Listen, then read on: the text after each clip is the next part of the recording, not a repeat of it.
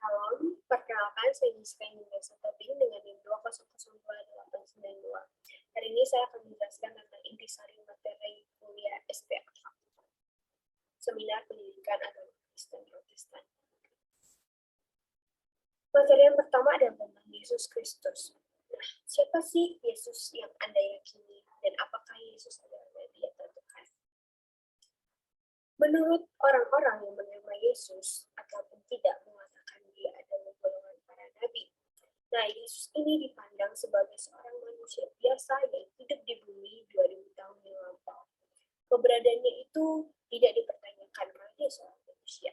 Nah, hampir setiap agama besar mengajarkan bahwa Yesus adalah seorang nabi atau guru yang baik, atau juga seorang manusia yang saleh. Nah, tetapi Alkitab mengajarkan kita bahwa Yesus lebih dari semua itu.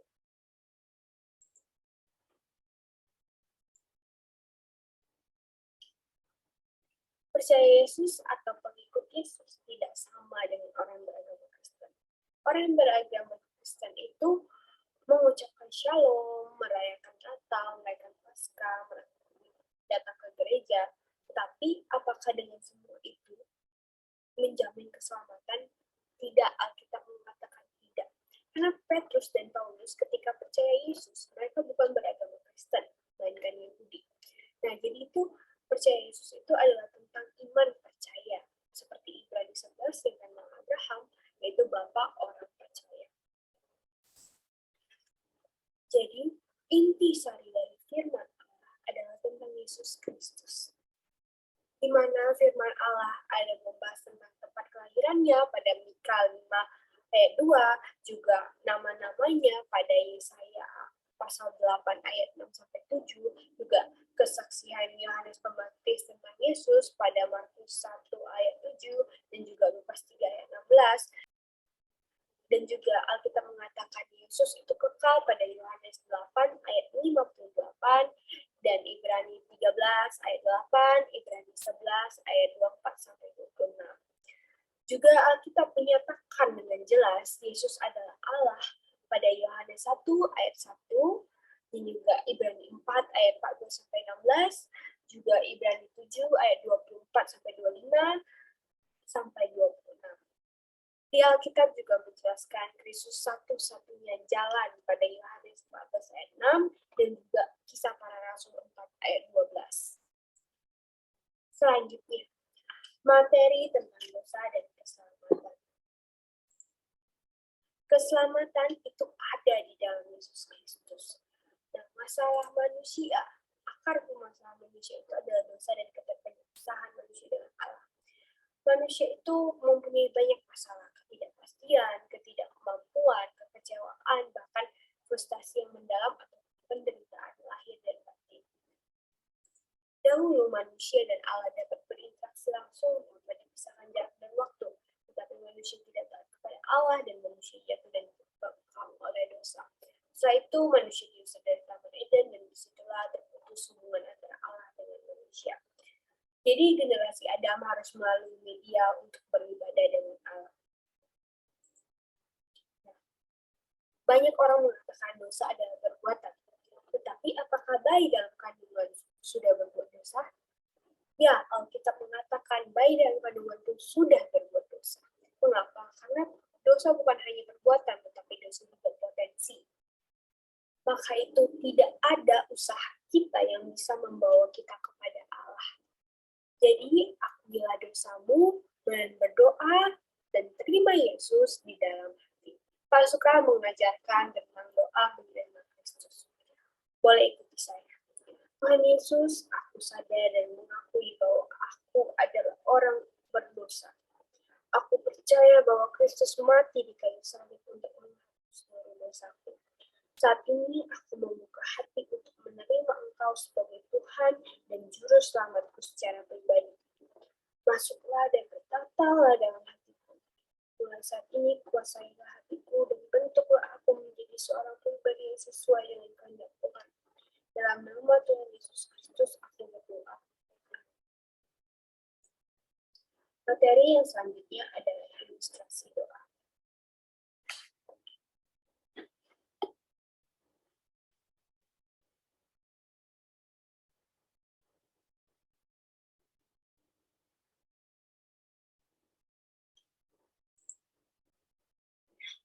Pertumbuhan rohani kita dapat digambarkan sebagai sebuah roda yang berputar.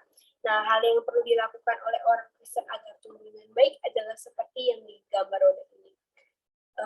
Yang pertama ada di lingkarannya itu orang Kristen yang taat dalam perbuatan. Juga porosnya ada Kristus dan jari-jarinya doa, bersaksi, persekutuan, dan firman.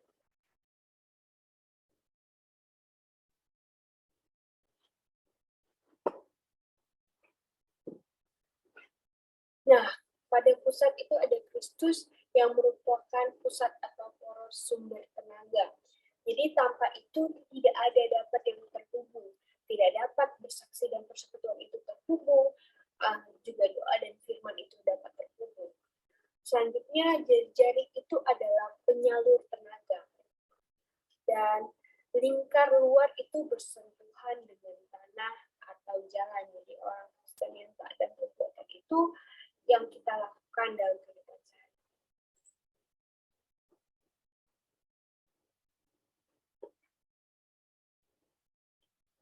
Selanjutnya, Kristus sebagai pusat seperti yang dibilang tadi, Tuhan Yesus adalah sebagai pusat atau poros kehidupan manusia. Nah, Tuhan Yesus adalah sang sumber hidup dan di luar Tuhan kita tidak dapat berbuat apa-apa.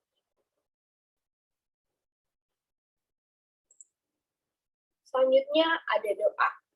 Doa digambarkan sebagai jari-jari vertikal.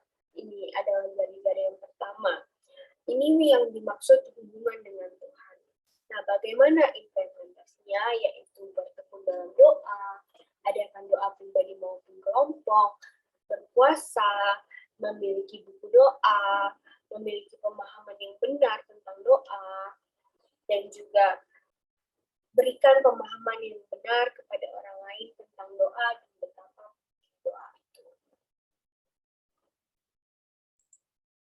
Selanjutnya, jari-jari yang kedua adalah firman Tuhan. Nah, firman Tuhan juga digambarkan vertikal yang berarti hubungan langsung dengan Tuhan. Nah, firman Allah ini penting. Kenapa? Firman Allah adalah pedoman utama dalam hidup. Firman Tuhan menumbuhkan pengenalan kepada Tuhan. Bagaimana cara implementasinya? Adalah saat teduh, juga belajar Alkitab secara mandiri ataupun secara kelompok. Firman Tuhan ini sangat penting untuk menumbuhkan pengenalan kepada Tuhan, dan firman Tuhan juga penting agar doktrin dan ajaran bertumbuh dengan sehat dan menjadi lebih nyata untuk diterapkan. Selanjutnya ada jari-jari yang ketiga yaitu persekutuan. Nah, persekutuan dengan orang percaya ini digambarkan sebagai horizontal yang berarti hubungan Tuhan dengan manusia. Nah, persekutuan itu penting karena manusia adalah makhluk sosial. Allah menghargai persekutuan. Dengan persekutuan sesama teman itu dapat mempraktekkan kebenaran firman Allah, juga belajar tentang firman Allah, dan di surga pun kita kelak bersama-sama dengan orang-orang yang telah ditebus Kristus dengan darahnya kan. Nah, maka itu sekarang persekutuan itu penting untuk manusia. Bagaimana cara implementasinya? Yang pertama, boleh praktekkan kasih Kristus kepada sesama manusia, juga saling menasehati menjelang hari Tuhan yang semakin dekat. Selanjutnya, kesaksian. Nah, kesaksian juga digambarkan sebagai jari-jari horizontal. Ini merupakan jari-jari yang keempat. Bersaksi itu penting karena itu panggilan dan perintah Tuhan. Dengan bersaksi kita dapat kuat. Karena kalau kita bersaksi akan menimbulkan motivasi. Bagaimana implementasinya? Yaitu berdoa dan memberi sokongan kepada kuasa Tuhan. Dan yang tadi ada lingkar doa, tulisannya adalah orang Kristen yang taat dalam perbuatan. Bagaimana orang Kristen itu dalam perbuatan? Yaitu berkarakter. Nah, kunci ketaatan itu adalah mendengar firman Tuhan dengan seksama, menundukkan diri kepada firman Tuhan, iman yang dibuktikan oleh ketaatan kepada firman Tuhan. Seperti yang saya bilang tadi, bagaimana cara implementasinya adalah berkarakter. materi selanjutnya adalah tentang Alkitab. Banyak ya pertanyaan. Kalau membahas tentang Alkitab, banyak yang bertanya tentang apakah Alkitab ini asli atau palsu, dan bagaimana Alkitab ditulis gitu. Apakah Alkitab itu benar-benar firman Tuhan? Apakah ada kitab lain selain Alkitab? Banyak pertanyaan yang masuk tentang Alkitab. Nah, kita akan membahasnya secara singkat. How do you know the Bible is from God? Bagaimana kita tahu bahwa Alkitab berasal dari Tuhan? Nah, Tuhan itu berbicara langsung pada manusia. Dan Alkitab itu ditulis dalam kurun waktu 1600 tahun. Pada kitab pertama Perjanjian Lama, ditulis itu sekitar 1500 sebelum Masehi. Dan kitab terakhir Perjanjian Baru ditulis sekitar tahun 100 Masehi. Alkitab juga saling berkaitan. Nah, Alkitab ini adalah firman Tuhan, buku yang istimewa. Jutaan orang membelinya, buku yang terlaris nomor 1 di dunia. Dan juga Alkitab telah didistribusikan sejak 1947. Dan mengapa Alkitab itu buku yang istimewa? Karena diterjemahkan ke dalam lebih dari 800 halaman dan dimiliki oleh lebih dari 200 negara. Nah, pertanyaannya, apakah Alkitab berasal dari Allah? Apakah Tuhan yang memberikan pesannya untuk ditulis penulisnya? Ya tentu, Tuhan mengilhamkan Alkitab. Kata diilhamkan Allah itu berasal dari bahasa Yunani, yaitu thepnostos. Kata ini terdiri dari dua kata theos yang artinya Allah dan pneo yang artinya bernafas. Jadi diilhamkan Allah artinya Allah yang bersabda atau Allah yang berfirman. Selanjutnya, juru tulis Alkitab. Nah, cara juru tulis dulu bukan zaman percetakan atau komputer, tetapi seseorang harus duduk dan menyalin yang asli dengan tangan. Nah, juru tulis mengerjakan sangat serius karena mereka menghindari sekecil apapun yang akan membuat perbedaan besar. Juru tulis membuat banyak peraturan mengenai sarana perjanjian lama. Nah, aturan-aturan itu adalah menggunakan jenis tinta khusus, memastikan bahwa setiap huruf dari sebuah kata diberi spasi persis dengan ketembalan satu rambut dari huruf sebelumnya. Bayangin satu rambut, betapa detailnya itu.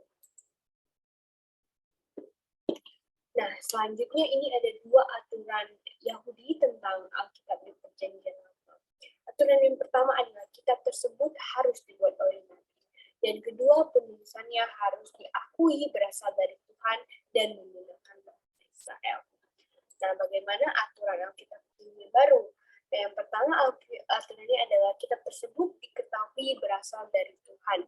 Dan juga kitab tersebut ditulis oleh Rasul atau Nabi Tuhan.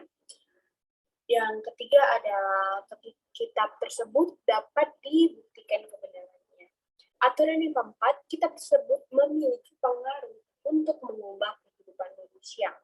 Dan peraturan yang kelima adalah kitab tersebut digunakan oleh orang percaya atau pengikut Yesus. Nah, materi selanjutnya adalah marketplace ministry. Kita semua akan menerima kuasa jika Roh Kudus turun atas kita. Orang-orang yang sudah lahir baru adalah orang-orang yang sudah ada Roh Kudus di dalam dirinya. Maksud dari marketplace ministry adalah pelayanan di mana Tuhan melibatkan kita. Tuhan Yesus menghargai tempat kita hidup. Dari 52 perumpamaan yang disampaikan Tuhan Yesus, 45 tentang kehidupan sehari-hari. Kata kerja itu disebutkan lebih dari 800 kali dalam Alkitab. Dari 132 kemunculan Tuhan Yesus, 122 di tempat kerja. Hanya 10-nya bukan di tempat kerja. Juga ada beberapa persepsi yang keliru ya tentang dunia sekuler dan dunia rohani. Yang empat kesalahan pahaman yang fatal itu ada yang pertama, pembagian perintah Tuhan berlaku di orang Kristen dan Protestan. Ini salah ya. Dan juga gereja dipanggil untuk beroperasi dalam gereja saja. Tentu tidak, gereja juga harus beroperasi di luar gereja. Ketiga, pembisnis tidak bisa melayani sesuatu ketua gereja. Jika Tuhan mengilhamkan pembisnis ini, pasti bisa melayani sespiritual ketua gereja atau melebihinya. Yang keempat adalah tujuan penting orang Kristen bekerja adalah menghasilkan uang yang dipakai untuk pelayanan. Ini salah. Jadi, cara agar terus membawa pengaruh baik dan menjadi saksi Kristus adalah hidup bersekutu dengan Allah dan mengikuti Allah. Pada 2 Timotius 3 ayat 16-17, itu menyatakan segala tulisan yang diilhamkan Allah bermanfaat untuk mengajar, menyatakan kesalahan, memperbaiki kelakuan, dan mendidik orang dalam kebenaran. Dengan demikian, tiap-tiap manusia kepunyaan Allah diperlengkapi untuk setiap perbuatan baik. Materi yang terakhir adalah tentang The Bible on Leadership. The Bible on Leadership ini mempunyai 2 bab. Bab yang pertama adalah kejujuran dan integritas. 2 hal dalam sebuah kepemimpinan adalah kejujuran dan integritas. Nah, orang akan mengikuti pemimpin yang jujur dan berintegritas seperti Nabi Nuh, Lot, Musa, dan tokoh-tokoh Alkitab lainnya. Seorang pemimpin tidak akan dipandang bila pemimpin tersebut tidak jujur. Jadi ketidakjujuran akan menghasilkan tindakan ketidakjujuran yang lebih besar dan mendatangkan kesulitan. Maka dari itu pemimpin harus jujur. Juga pemimpin harus mempunyai arah. Pemimpin menunjukkan melalui perbuatan, tidak hanya dengan berkata-kata, karena tindakan merupakan ukuran utama dari sebuah integritas. Kejujuran dan integritas akan terpainkan dalam jangka waktu yang panjang. Pada bab yang kedua adalah tujuan. Kita semua perlu tujuan. Bekerja tanpa tujuan bisa membuat kita ceroboh. Menambahkan tujuan di setiap pekerjaan akan membuat kita dipenuhi inspirasi sehingga pekerjaan yang dilakukan akan lebih terarah. Jika kita bicara tentang tujuan, orang-orang akan mendengarkan. Tetapi untuk mendapatkan mereka mengikuti tujuan kita, kita harus bertindak dengan tujuan. Contoh tokoh Alkitab yang memiliki tujuan adalah Nabi Nuh saat membuat kapal, dan juga ada Musa yang memimpin bangsa Israel keluar dari perbudakan Mesir. Bab yang ketiga adalah kindness and compassion, kebaikan dan kasih sayang. Nah, 8 hal tentang kebaikan dan kasih sayang adalah yang pertama, the golden rule atau aturan emas. Kemudian yang kedua adalah material kindness, yaitu bahan kebaikan. Yang ketiga adalah compassion for those in trouble, yaitu kasih sayang bagi mereka yang dalam masalah. Yang keempat adalah sharing the wealth, yaitu berbagi kekayaan.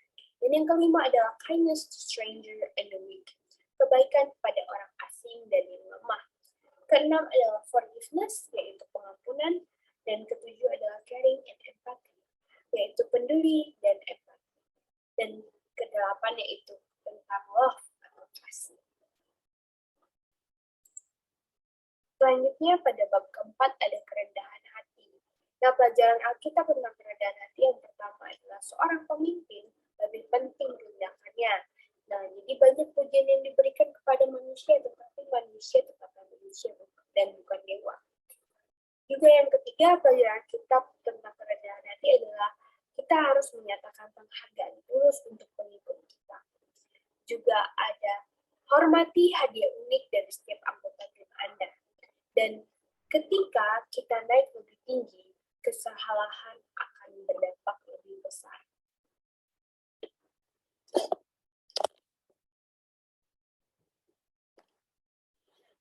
Dan bab yang terakhir adalah tentang komunikasi. Nah, salah satu contoh komunikasi dalam Alkitab adalah penyampaian 10 perintah Tuhan.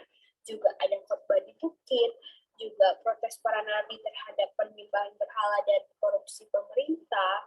Juga ada nasihat Musa kepada bangsa Israel ketika memimpin mereka keluar dari Mesir dan melewati gurun pasir.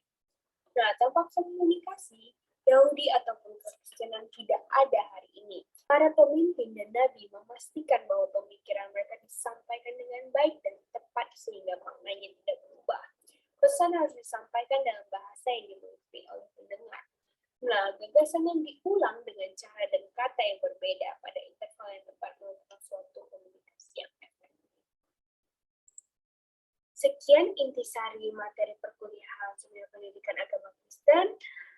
Saya Yiska Indonesia Tobing dengan nilai 0,92 mengucapkan terima kasih kepada penonton yang sudah menonton dari awal hingga akhir.